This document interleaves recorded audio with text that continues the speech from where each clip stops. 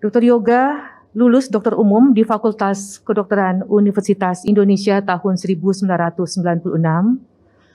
Lulus dokter spesialis anak juga di Fakultas Kedokteran Universitas Indonesia tahun 2006 dan sebagai konsultan nutrisi dan penyakit metabolik tahun 2012. Saat ini beliau menjabat sebagai Ketua Divisi Nutrisi dan Penyakit Metabolik Departemen Ilmu Kesehatan Anak Fakultas Kedokteran Universitas Indonesia Rumah Sakit Cipto Mangunkusumo dan juga sebagai Ketua Staf Medik Fungsional Rumah Sakit Universitas Indonesia, sebagai anggota Human Nutrition Research Center IMERI FKUI, dan saat ini terakhir sebagai Sekretaris Komisi Evaluasi Kolegium Ilmu Kesehatan Anak Indonesia. Selanjutnya, untuk mengefisienkan waktu, saya akan mempersilahkan Dr. Yoga Devaira, spesialis anak konsultan, untuk mempresentasikan materinya dengan topik Importance of Nutrition for Catch-up Growth in Disease-Related and Non-Related Malnutrition. Silahkan, Dr. Yoga. Ya, terima kasih Dr. Cici. Apakah suara saya jelas?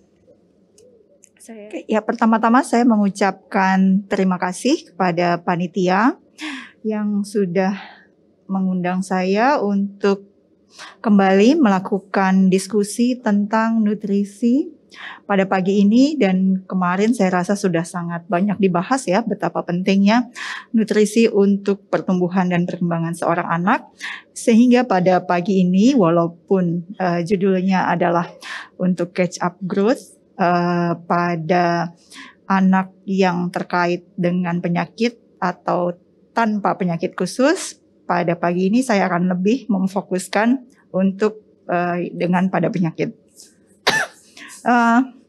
Ini ada 3 hal yang akan saya bahas pada pagi ini. Yang pertama adalah tentang, kita sedikit overview malnutrition, tentunya akan juga dibahas lebih mendalam apa sih yang disebut dengan disease related malnutrition, dan yang terakhir adalah dukungan nutrisi. Kalau kita bicara malnutrisi, sekali lagi sebetulnya selalu ada komponen undernutrition dan overnutrition. Tapi pagi ini kita akan lebih berkonsentrasi untuk undernutrition. Kalau kita lihat framework yang ada di sebelah kanan, ini adalah yang dibuat oleh UNICEF. Kita tahu bahwa malnutrisi pada anak punya konsekuensi jangka pendek dan jangka panjang. Jangka panjang dalam hal tumbuh kembang, dalam jangka pendek adalah terkait dengan mortalitas dan morbiditas. Maaf. Salah satu hal yang mempengaruhi adalah ada atau tidaknya suatu penyakit. Dan kalau kita lihat paradigma yang sekarang sedikit bergeser ya, bahwa kalau kita melihat dari penyebabnya, maka malnutrisi ini kita bisa bagi menjadi 2 ya, yang tidak terkait dengan penyakit tertentu dan yang terkait dengan penyakit. Yang terkait dengan penyakit biasanya adalah penyakit-penyakit yang bersifat kronis, walaupun ada juga penyakit akut yang mempunyai implikasi terhadap malnutrisi. Tanda khasnya dari disease related malnutrition adalah ada atau tidaknya suatu inflamasi. Secara umum kita masih akan menggunakan assessment yang sama untuk parameter antropometri. Ya, tetapi yang perlu diingat pada disease related malnutrition nanti adalah adanya komponen pengaruh penyakit yang bisa menyebabkan kehilangan zat gizi tertentu, malabsorpsi, dan keadaan hipermetabolisme. Karena semuanya akan berujung ke arah malnutrisi apabila jumlah asupannya lebih rendah dari kebutuhan atau jumlah protein yang juga lebih rendah, maka ini akan mempengaruhi prognosis. Ini adalah hal yang sama ya, sebetulnya ini merupakan hal yang hari-hari sudah kita kerjakan. Kita menggunakan parameter gizi buruk misalnya bila berat badan menurut tinggi atau panjang badan lebih dari -3 SD. Satu hal yang perlu digarisbawahi kalau kita berbicara tentang malnutrisi pada penyakit tertentu, kadang-kadang kita tidak bisa menggunakan parameter berat badan. Contohnya pada anak dengan UDMA.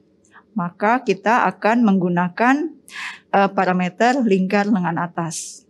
Lingkar lengan atas sendiri merupakan hal yang mudah yang bisa dikerjakan oleh semua orang, tetapi sayangnya seringkali ada kesalahan dalam melakukan. Nanti kita akan bahas bagaimana seharusnya melakukan pengukuran lingkar lengan atas. Jadi kalau kita bagi dua berdasarkan yang tadi, ada primary malnutrition yang penyebabnya murni adalah asupan makan, biasanya terjadi pada kondisi kemiskinan atau keadaan ekstrim. Nah, yang lebih banyak sebetulnya kita akan beralih ke secondary malnutrition, baik oleh akut maupun chronic disease. Dan sekarang ada satu organisasi yang membuat sedikit terminologi berbeda menjadi disease associated undernutrition, karena ini yang lebih sering terjadi adalah kondisi undernutrition, walaupun overnutrition tetap bisa terjadi. Oke, ini adalah cara melakukan pengukuran lingkar lengan atas. Kembali saya mengingatkan kepada sejawat, ini relatif mudah, tetapi bias atau perbedaan pengukuran baik intra atau inter-observernya ini cukup besar kalau tidak dilakukan dengan lega artis. Yang pertama, kalau kita ingin melakukan pengukuran lila adalah pada anak yang sudah ada dominasi tangan, dia harus dikerjakan di tangan yang non-dominan. Kadang-kadang sebagai dokter anak kita lupa anaknya udah lebih besar, udah 5 tahun, jadi kita harus tanya dulu apakah anaknya kidal atau tidak. Kemudian karena namanya adalah mid upper arm circumference, kalau terjemahan Indonesianya menjadi lingkar lengan atas, sedikit menjadi tidak tepat karena ada kata mid. Mid ini artinya kita harus menentukan dulu pertengahan dari lengan atas yang ditandai dengan kita mengukur tonjolan dari siku dan bahu. Pada saat mengukur tonjolan tulang di bagian bawah ini kita harus fleksikan supaya gampang untuk melakukan perabaan. Setelah itu, pada saat kita sudah dapat jumlahnya dan akan diukur, maka lengan anak harus kembali diekstensikan. Ya, nggak boleh dalam keadaan fleksi karena akan membuat kontraksi otot dan ini akan mempengaruhi. Dan karena pengukuran ini relatif punya bias intra-observer yang cukup besar dibandingkan pengukuran antropometri yang lain, maka harus dilakukan minimal 2 kali. Ya, untuk memastikan bahwa pengukuran kita betul. Oke, saya masuk ke topik kita yang utama pada pagi ini, yaitu disease related malnutrition yang sangat akan mempengaruhi adanya prognosis yang lebih buruk dan juga tentunya akhirnya ke kematian, lama rawat, dan tata laksana yang mengakibatkan biaya lebih tinggi. Kalau kita lihat biasanya penyakit apa yang berhubungan dengan gizi buruk yang sekunder tadi, ya, atau secondary malnutrition, ini sebetulnya banyak sekali ya. Kalau kita lihat di sini hampir semua penyakit yang berada di saluran cerna atau punya merupakan suatu infeksi kronik bisa menjadi penyebab. Dan jumlahnya relatif cukup bervariasi, cukup besar. Ini aja di negara Eropa relatif besar, apalagi di negara kita.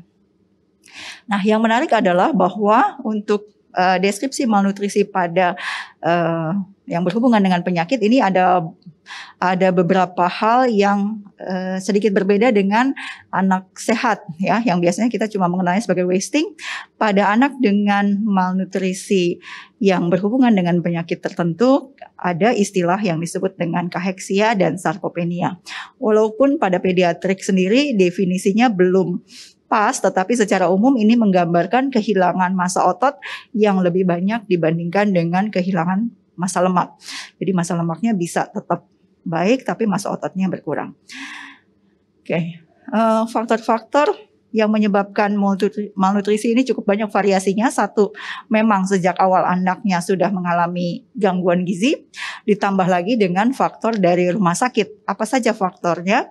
Di antaranya adalah kelalaian kita dalam melakukan dokumentasi, melakukan screening, melakukan identifikasi terhadap malnutrisi, serta tidak melakukan dukungan nutrisi sejak awal.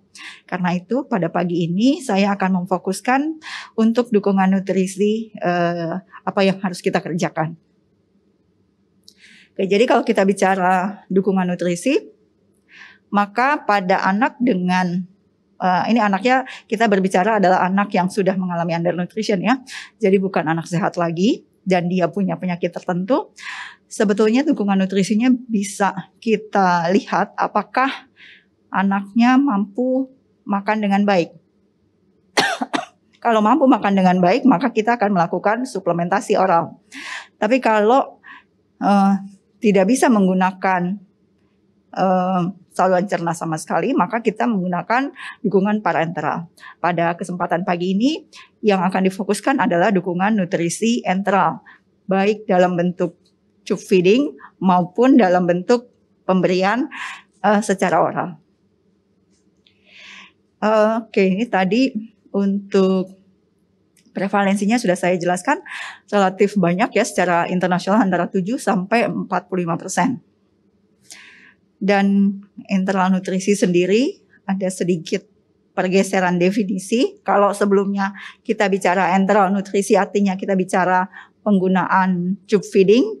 Kalau menurut Aspen di 2006 dia lebih berfokus pada penggunaan formula khusus ya, kita mengenalnya sebagai PKMK di Indonesia. Kalau di sana mereka bilangnya dietary food for special medical purposes. Nah, ini mungkin kalau baca di literatur kadang-kadang ada peneliti yang menggunakan definisi enteral seperti ini, tapi ada juga yang menggunakan enteral hanya untuk tube feeding. Pada pagi ini saya akan menggunakan definisi yang dikerjakan oleh Aspen. Jadi kalau kita lihat bagan di sebelah kanan, kita akan menentukan apakah asupan oralnya cukup. Atau kalau anaknya sudah gizi buruk misalnya, tentunya kita sudah tidak punya waktu lagi untuk meminta atau menunggu kesiapan dari intake oral. Langkah kedua adalah kita melihat fungsi gastrointestinal. Apakah fungsi gastrointestinalnya intak? Apakah fungsi gastrointestinalnya bermasalah? Ini akan berpengaruh terhadap pilihan jenis formula yang akan kita kerjakan. Dan tentunya kalau memang diperlukan tube feeding, maka kita akan menentukan lokasi dan bagaimana cara pemberiannya. Secara umum yang akan dipakai adalah yang lebih disukai pemberian oral. Tapi kalau tidak bisa maka kita menggunakan NGT dan pilihan menggunakan bolus akan lebih baik dibandingkan melakukan dengan continuous. Untuk penggunaan jangka panjang sebetulnya akan lebih baik apabila kita langsung pindah ke gastrotomi. Jadi kita misalnya ketemu pasien yang dengan delay, yang kemampuan minumnya sangat terbatas dan diprediksi dalam katakanlah 3 bulan tidak akan mampu untuk minum melalui oral, harusnya sudah bisa di switch sejak awal untuk gastrostomi. Tapi dalam praktek sehari-hari ini relatif susah. Selain harganya mahal juga keengganan dari orang tua. Tapi kalau memang bisa mengedukasi, ini akan sangat membantu kita. Nah, pilihan untuk formula merupakan hal yang harus kita kuasai, yang seringkali menjadi kebingungan di antara para dokter anak. Ini adalah pertanyaan sederhana yang harus kita jawab pertama. Kalau tidak ada masalah dengan toleransi saluran cerna, anaknya tidak diare, anaknya tidak ada masalah khusus, maka kita akan menggunakan formula yang dasarnya adalah protein utuh. Seringkali disebut juga sebagai polimerik. Yang kedua, kita nilai apakah ada pembatasan cairan. Kalau memang ada pembatasan cairan, misalnya pada anak dengan penyakit jantung yang membutuhkan restriksi cairan, maka kita akan memilih preparat yang lebih tinggi kalorinya. Ya. Kemudian kalau tidak ada restriksi cairan, artinya dan anaknya juga toleransi bagus, maka kita akan selalu mulai dengan yang standar. Nanti kita lihat untuk anak dan untuk bayi standar ini tentunya berbeda.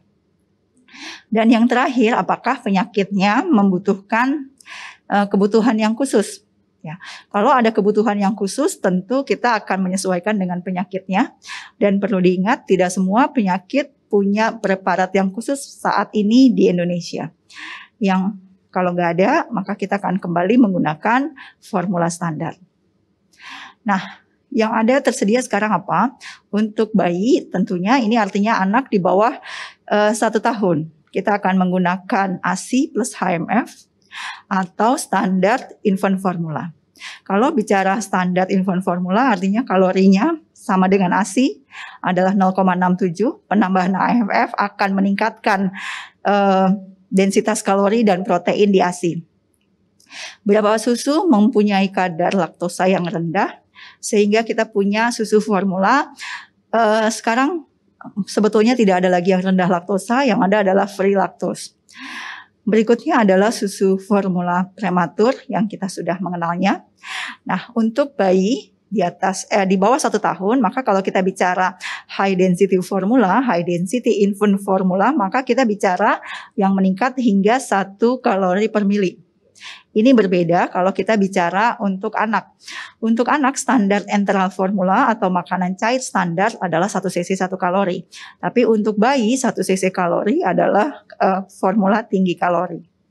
Berikutnya kalau kita melihat dari struktur proteinnya, maka kita akan bisa membagi menjadi apakah protein utuh seperti yang tadi atau yang sudah dipecah. Misalnya adalah extensive hydrolysis formula. Di Indonesia ada 3 merek ya, masing-masing ada yang lebih dominan kasein, whey, dan nanti sejawat bisa melihat dari 3 merek itu siapa yang punya dasar whey dan punya dasar kasein. Ini akan sangat penting untuk menilai apakah kita menggunakannya pada kasus malabsorpsi atau kasus alergi. Berikutnya pada bayi juga ada susu formula dengan amino acid base. Kita punya 2 macam di sini. Sedangkan formula yang lebih jarang digunakan oleh sejawat mungkin adalah formula yang lebih khusus.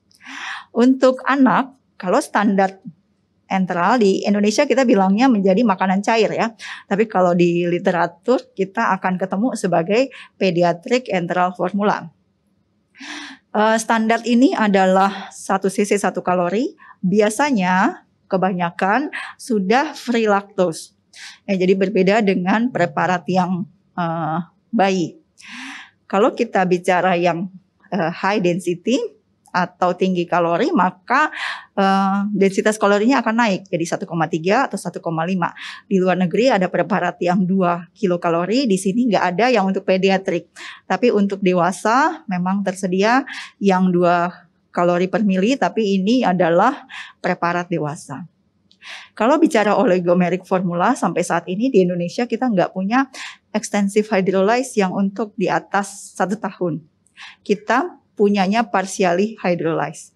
Ini seringkali salah di lapangan, menganggap bahwa anak yang alergi susu sapi misalnya di atas 1 tahun bisa diberikan susu yang mengandung partially hydrolyze. Padahal dari segi alergenisitas ini tidak bisa. Ya, ini lebih didesain untuk malabsorpsi.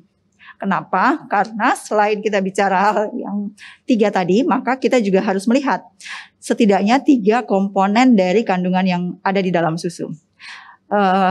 Tadi saya hanya berbicara tentang protein dan karbohidrat. Ada satu lagi yang juga harus sejawat cermati dalam memilih preparat adalah ada atau tidaknya MCT.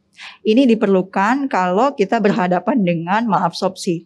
Tapi kalau tidak berhadapan dengan malabsorpsi, maka komponen lemak tidak menjadi MCT bukan menjadi satu isu yang penting.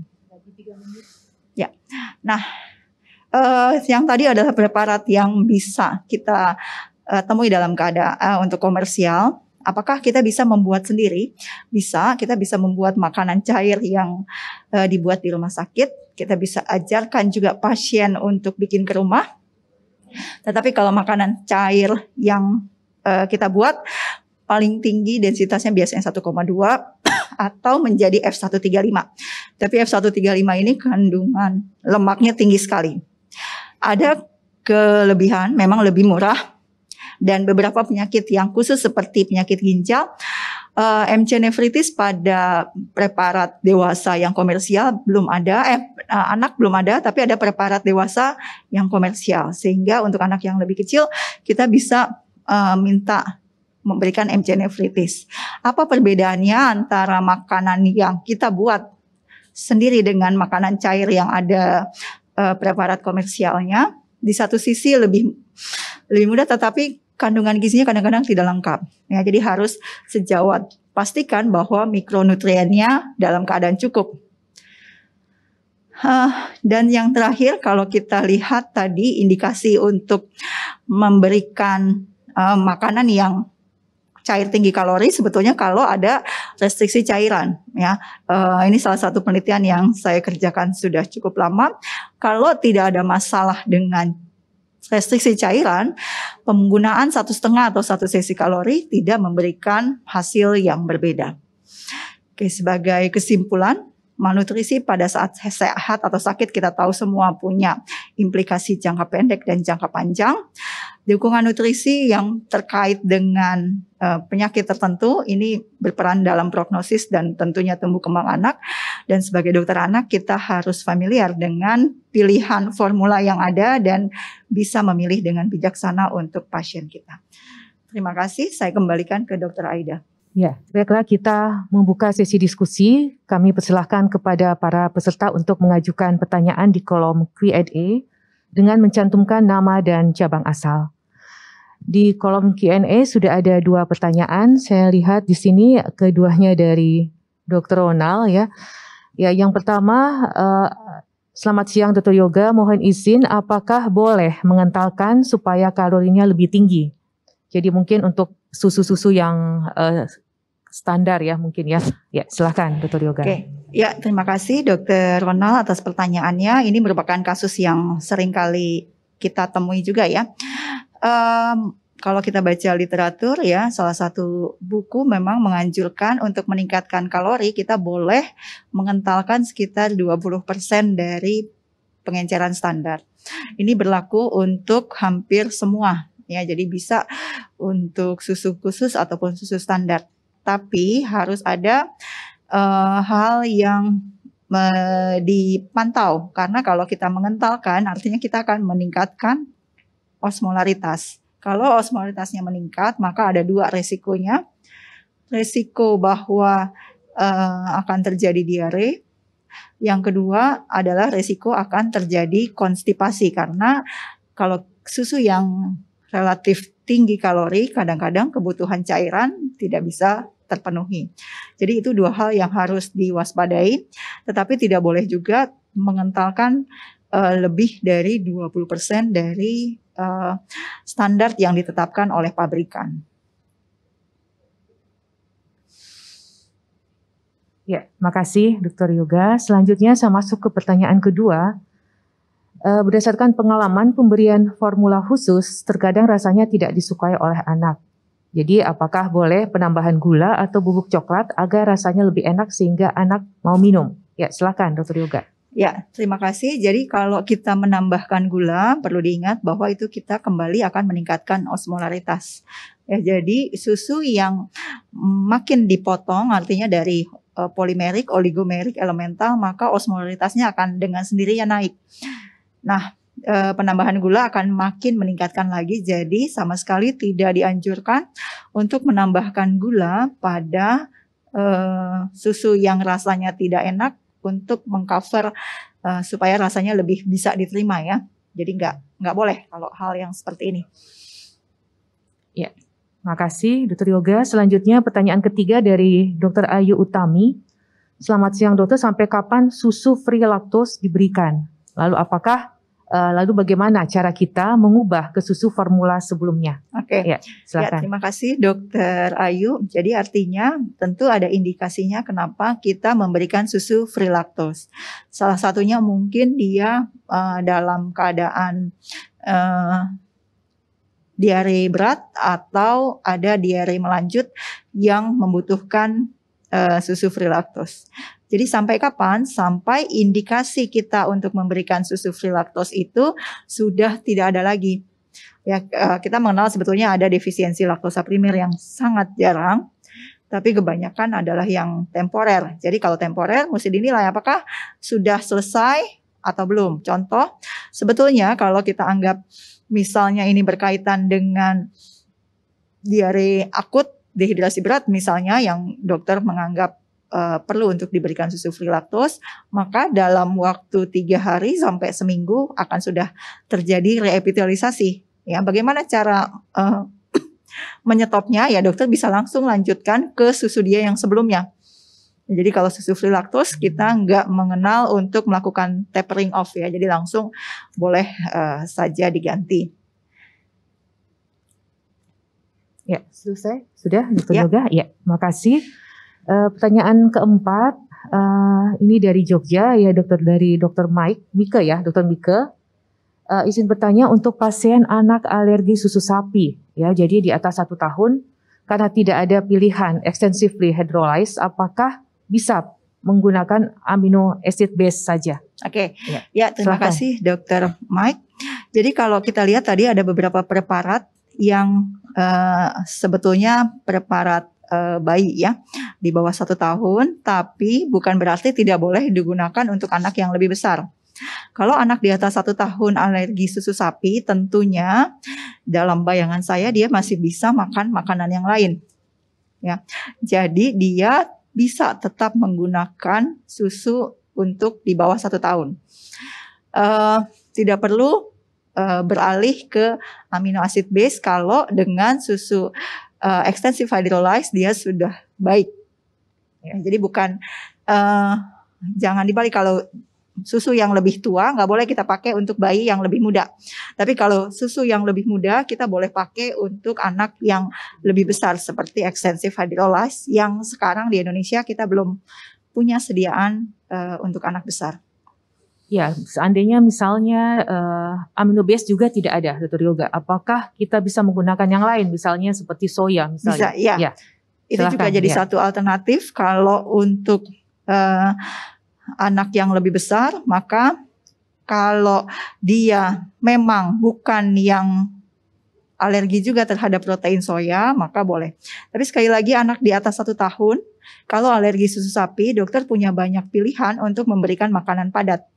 Yang berbeda adalah kalau anak di bawah 1 tahun di mana konsumsi makanan dalam bentuk cair masih dominan. Kalau anak sudah lebih besar, maka sebetulnya kita bisa mulai mengkombinasi dietnya dengan makanan padat. Ya, setidaknya 70% dari kebutuhan kalorinya bisa kita berikan dalam bentuk makanan padat. Ya, makasih Dr. Yoga. Jadi ini ada 4, saya lihat ada pertanyaan ya. Jadi saya rasa sudah dijawab semua pertanyaannya.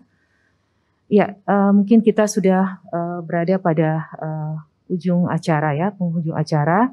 Saya ucapkan terima kasih kepada Dr. Yoga. Ya, masih ada ya? Masih ada 2 lagi? Oh, maaf. Tidak bisa. Tidak bisa. Oke, di saya masih ada 2 pertanyaan lagi mungkin ya. Ya, silahkan mungkin Dr. Yoga. Oke, ini dari Dr. Pramita Surabaya. Bagaimana pemberian susu pada anak malnutrisi yang berkepanjangan tanpa restriksi cairan dengan asupan makanan padat yang tidak adekuat? Apakah pemberian susu tinggi kalori masih pada tempatnya?